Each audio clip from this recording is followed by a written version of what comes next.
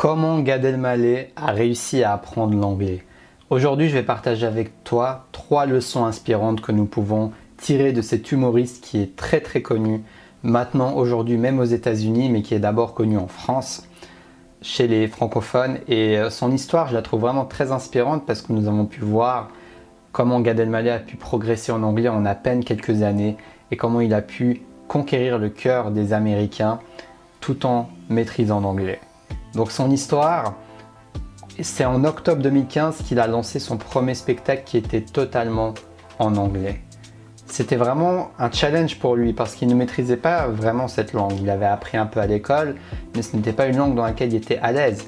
Et donc il a tourné son premier spectacle au Joe's Pub à New York en 2015, en octobre 2015.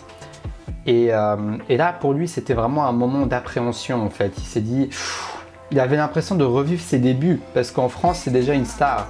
Mais aux États-Unis, il devient la nouvelle personne qui se lance, la personne qui n'est pas encore connue.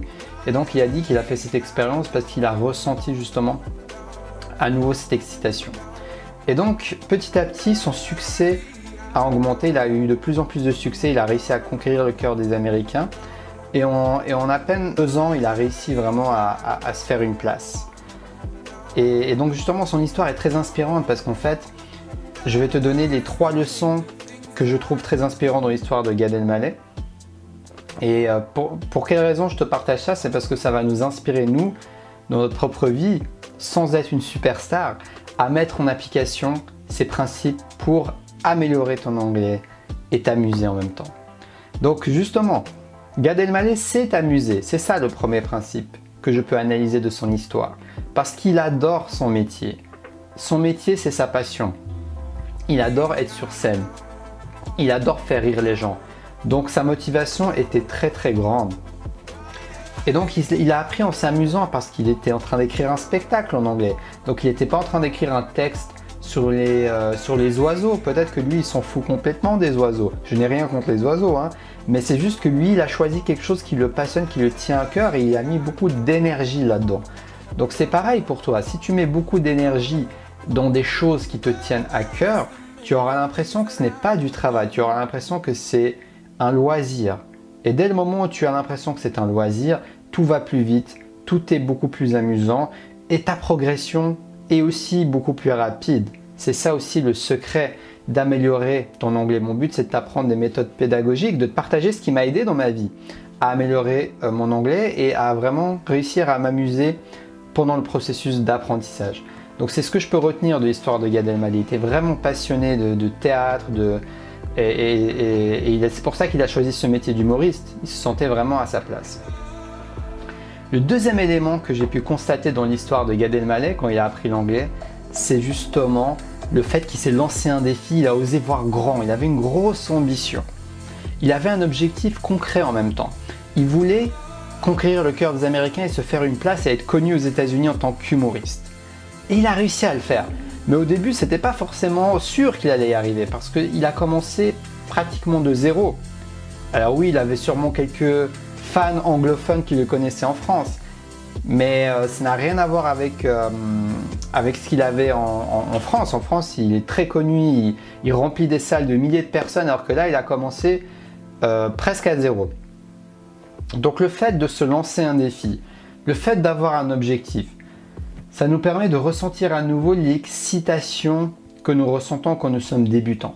L'excitation que nous ressentons quand nous commençons un nouveau projet. Donc la nouveauté lui a permis vraiment de se mettre dans le bain et de se motiver et d'y arriver.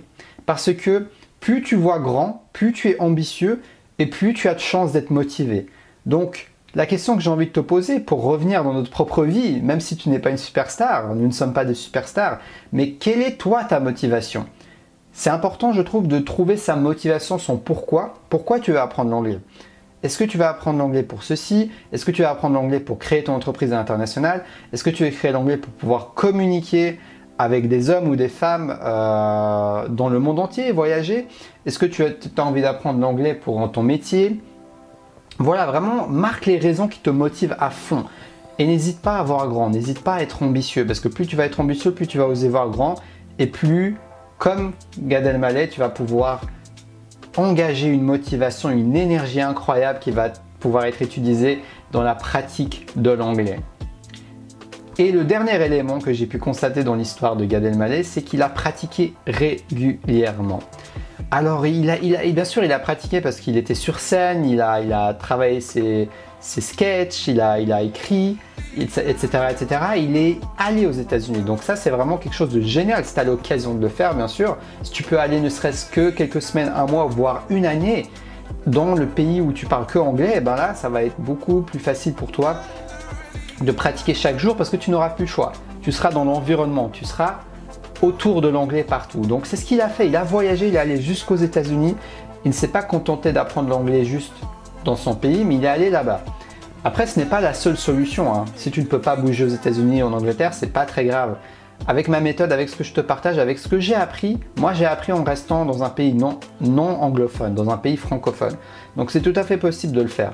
Mais c'est juste que si tu as l'occasion de voyager, si tu as l'occasion de le faire, ça rajoutera un bonus qui est non négligeable. Et également, ce qu'il a fait, c'est qu'il a suivi des cours avec un enseignant. Il a appris l'anglais. Parce que dans son métier d'humoriste, il ne pouvait pas se permettre, comme peut-être toi, comme moi, ce que je partage. Mon objectif, c'est pas que tu deviennes un maestro bilingue. Mon objectif, c'est surtout que tu puisses oser parler anglais, que tu puisses te lancer, que tu puisses prendre confiance en toi et que tu puisses t'amuser, pouvoir échanger avec les autres. C'est vraiment le but principal. Après, si toi, ton but, c'est de devenir un expert en anglais, et bien là, c'est indispensable de suivre des leçons avec un prof. Enfin, c'est indispensable, presque indispensable, j'ai envie de te dire. Parce qu'en tant qu'humoriste, il y a des nuances dans les blagues, tu vois, dans la manière de comprendre le sens des phrases. Et donc, Gad Elmaleh a dû aller très très loin. C'est pour ça qu'il a payé des enseignants pour lui apprendre l'anglais. Mais toi, en tant que, entre guillemets, être humain, pas star, normal, pour ton quotidien, tu n'as pas besoin nécessairement d'avoir un enseignant d'anglais. Et c'est d'ailleurs ce que je vais te partager avec les vidéos que j'ai postées et les prochaines vidéos, c'est d'apprendre en autodidacte, de pouvoir t'améliorer en autodidacte. Après, ça n'empêche pas d'avoir un peu de théorie, un peu de grammaire, mais ça, tu n'es pas obligé d'avoir un prof pour l'apprendre. Alors si tu veux avoir un prof, c'est tant mieux, hein, ça peut aider. Je n'ai rien contre les profs d'anglais, pas du tout, mais c'est juste que dans cette chaîne YouTube, en tout cas, je suis coach d'anglais, mon but c'est de t'accompagner à apprendre en autodidacte. Et Gad Elmaleh, même s'il avait un enseignant d'anglais, il a appliqué beaucoup de choses que je vais partager avec toi, du fait d'apprendre en s'amusant. Parce qu'en fait, il était, comme je te l'ai dit, au cœur de sa passion, au cœur de son métier. Et donc, le prof a été un soutien supplémentaire pour les éléments techniques de la langue dont il avait besoin pour créer ses sketchs d'humour. Alors maintenant, quelle leçon inspirante t'a inspiré le plus? Est-ce que c'est apprendre en s'amusant, comme l'a fait Gad Elmaleh en étant humoriste? Est-ce que c'est se lancer un défi, voire grand, être ambitieux, ou est-ce que c'est pratiquer régulièrement? Dis-moi laquelle de ces trois leçons que Gad Elmaleh a appliquées t'inspire le plus en commentaire dans cette vidéo.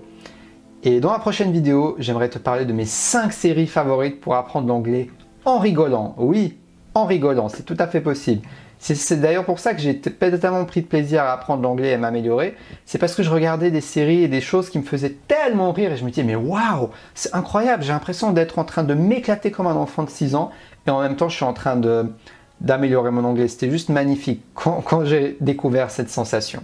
Si cette vidéo t'a plu, mets-moi un pouce en l'air, je serais ravi d'avoir un maximum de likes parce que ça va permettre de partager cette vidéo à un maximum de personnes et de montrer l'exemple inspirant qu'est Gad Elmaleh pour que tu puisses vraiment te motiver à pratiquer l'anglais en t'amusant. Abonne-toi à cette chaîne YouTube parce que pour ne pas rater toutes les prochaines vidéos, astuces et tutoriels concrets qui vont t'aider à apprendre l'anglais en t'amusant et prendre confiance en toi. Donc tu cliques sur le bouton rouge s'abonner et tu sonnes la petite cloche parce qu'en sonnant la petite cloche, tu vas pouvoir être sûr de recevoir mes vidéos chaque semaine que je te sors, mes vidéos animées et de ne pas les manquer tout simplement. Tu peux également rejoindre la classe des Funny Learners. C'est des conseils quotidiens par email. Je te partage exclusivement des astuces chaque semaine par email pour maîtriser l'anglais en t'amusant. Donc c'est réservé aux Funny Learners. Et en bonus, tu reçois également mon livre, L'art d'être efficace, mes astuces pour vraiment gagner du temps afin de vivre de tes rêves. Et surtout, ça va être utile pour que tu puisses être efficace dans ton apprentissage de l'anglais, que tu puisses t'organiser chaque jour. Les clés et techniques vont te permettre d'être efficace et productif. Donc merci à toi d'avoir suivi cette vidéo et je te dis à la prochaine pour la prochaine vidéo. Ciao ciao.